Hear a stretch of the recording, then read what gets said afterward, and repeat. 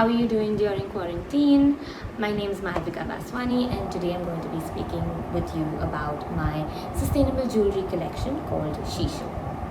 But before I take you in through that, I would like to quickly tell you a little bit about my brand and what we do. I run a lifestyle design studio and design consultancy, and what we do is we work with different artisanal communities to revive traditional indigenous crafts that probably don't have any relevance today. So we try to use those techniques, whether it is natural fiber weaving or waste metal casting, or even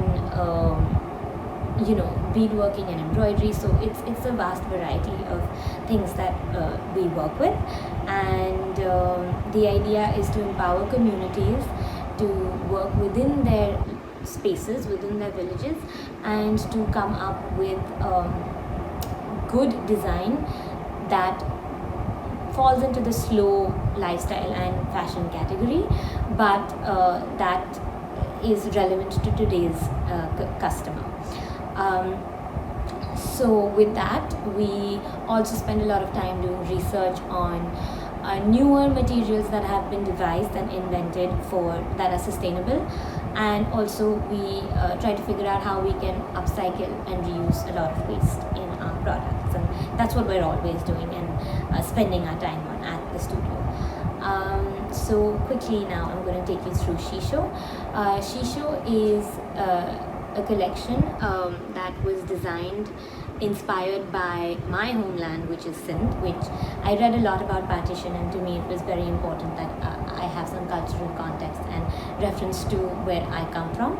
So this was my sort of quest to learn, and Shisho is a jewelry collection that basically I wanted to create, but I also thought that if I'm creating something new, there has to be more to it than it just being a piece of jewelry.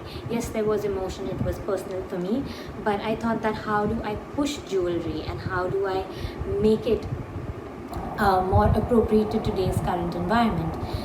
So the idea of making it recyclable just sparked onto my mind, and I was like, okay, I have a lot of metal waste from my previous work, so I was going to melt that metal and use it. But the idea was, how do we get the element of fun and color in? So suddenly I decided I want to go to a stained glass factory. I went there, I bought 20 kgs of mixed bag of 20 kgs of glass, and brought it back.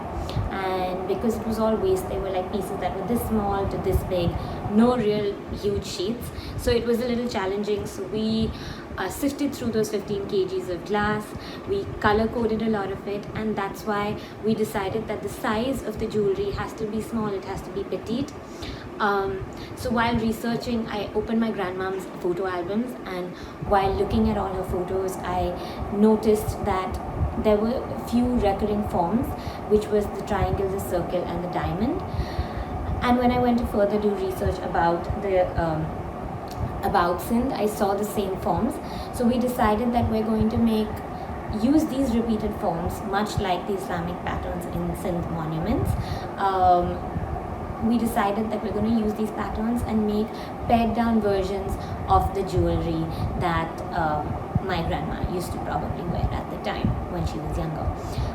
So the pieces are simpler, they're long earrings, they're simple, like a simple bracelet with a circle or a triangle. It's layering is something we gave a lot of importance to. In addition to that, we color coded a lot, so we looked at, like, the light pink refers to the sand in the desert, the terracotta refers to the pots and the bangles from the Indus Valley, the indigo is like a strong color that you find in a lot of the monuments. So that's how we sort of picked our colors, and that's how the collection came about.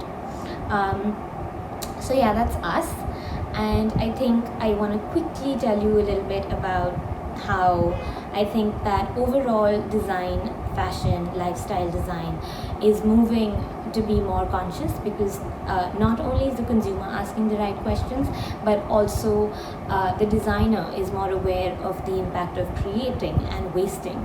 So we're all in this together, and we realize that as designers we have a certain responsibility to create product, but to create product that is meaningful, that has a positive impact on the environment, and something that is conscious in its existence.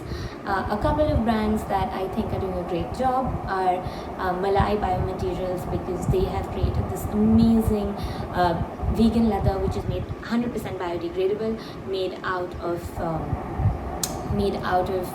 coconut, and so it can potentially replace all the leather that we use eventually, which I think is great because it goes back into the earth.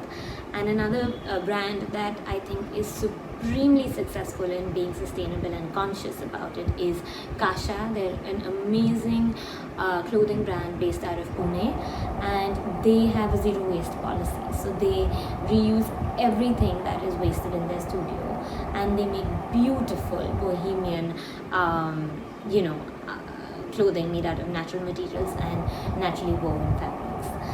So yeah, I think that overall we're looking to replace the fast fashion with the slow. We're looking to replace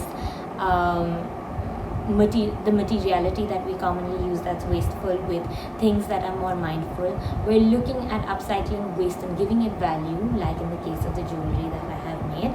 So yeah, I think there's a lot to it, and I look forward to a more sustainable future, and I hope that you guys enjoyed this video.